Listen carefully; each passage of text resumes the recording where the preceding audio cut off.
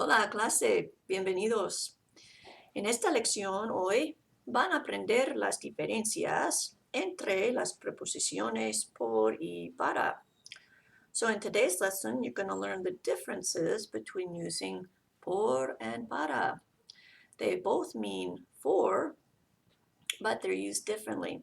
And there's rules for using por and there's rules for using para. And sometimes, depending on which one you use, it can change the meaning of the sentence or the meaning of what you're saying. But we're going to go over, we're going to start with por and go over the rules. Okay, so again, por is for, but it can also mean by or along or through. And in this first use, it's used to indicate a cause or reason or motive for doing something. It can also mean because of or on behalf of. Okay, so the first example is por la lluvia no nadamos en la piscina hoy. Por la lluvia no nadamos en la piscina hoy. So because of the rain, por la lluvia, we didn't swim in the pool today. Okay, so because of, por la lluvia. We could say, por el hielo me caí. So like because of the ice, I fell. Okay, another use or another example is hicimos sacrificios por sus hijos. Hicieron sacrificios por sus hijos. So they made sacrifices for their children. In other words, they made sacrifices on behalf of their children. Okay, another use of por is with duration or period of time. And again, it can mean during or for. So, por ejemplo, van a estar en el restaurante por 2 horas. Van a estar en el restaurante por 2 horas. So they're going to be in the restaurant for 2 hours, duration of time.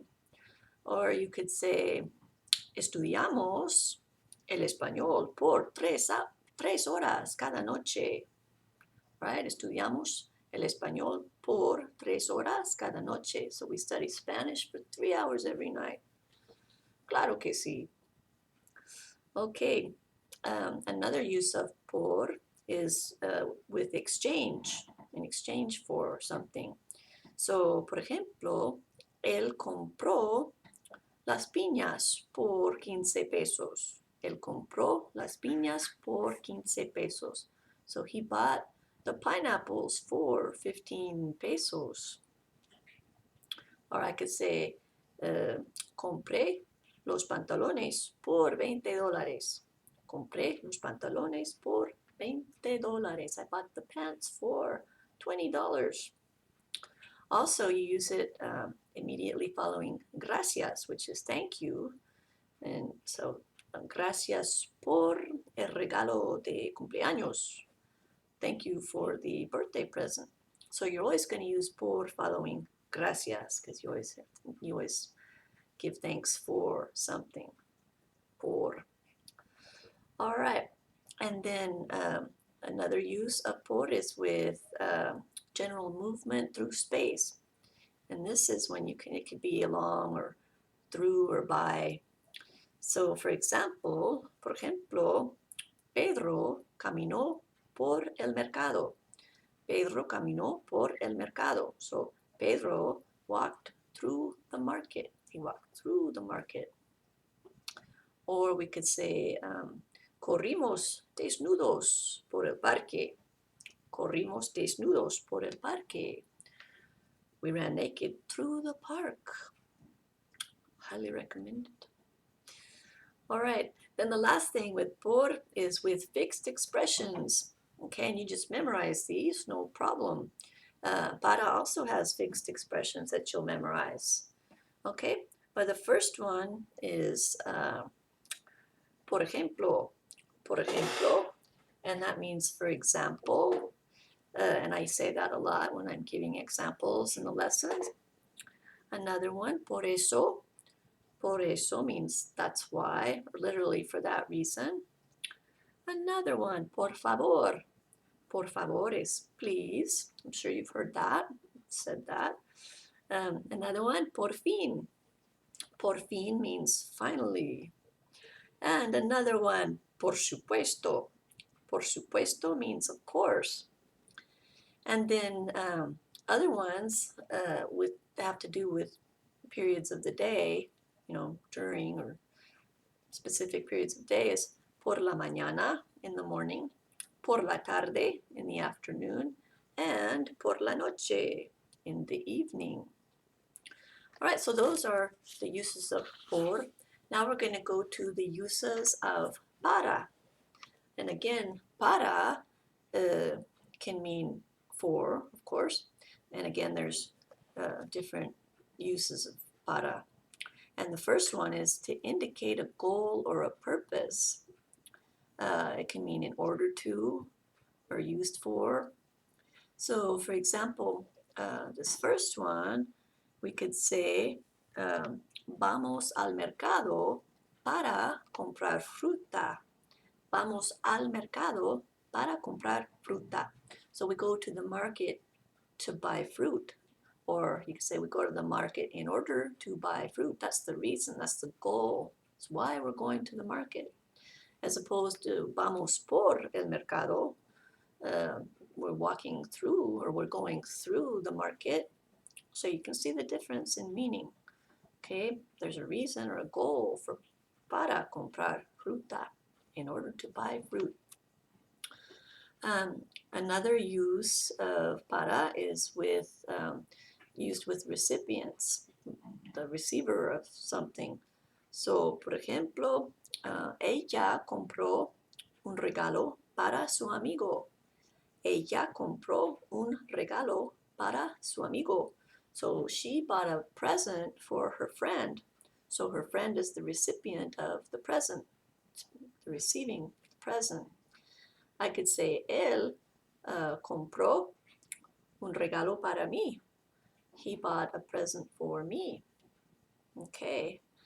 All right, another use of por is with destination, when you're going to a place. Okay, and that could be a city or a town or a country, or it could be like work or school, a place where you go to.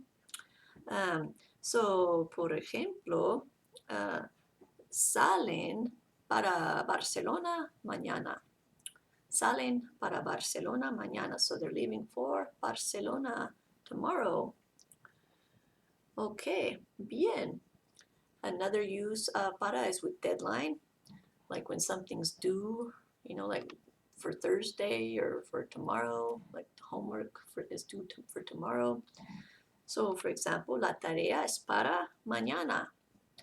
La tarea es para mañana, is for tomorrow, or la tarea es para el viernes.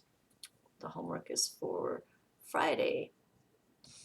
All right, and then another use of para is with a contrast to what's expected. So, por ejemplo, para estar a dieta, él come mucho.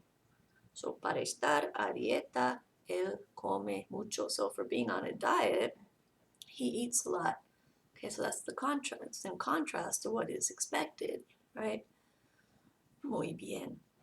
Okay, so now let's look at the fixed expressions for para that you will memorize. So the first one, para colmo. Para colmo is to top it all off.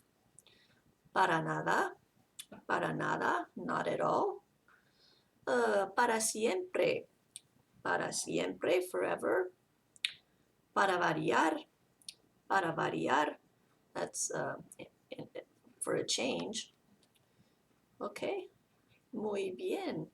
Now let me give you an example of the same sentence, one used with por and the other used with para, and you can see the difference in meaning. Okay, so for example, la casa de piedra fue construida por los incas. Okay, In this case, when you're using por, the stone house was made by the Incas, por las Incas.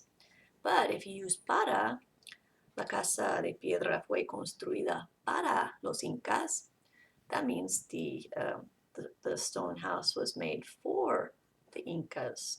So it's a difference in meaning. Okay, so you just have to choose in that case what you're trying to say. But otherwise, following the rules and doing exercises with these por and para prepositions, it'll help you. Okay, con práctica. All right, so that's the end of this lesson. Nos veremos muy pronto. We'll see each other very soon. So, hasta la próxima vez. Ciao.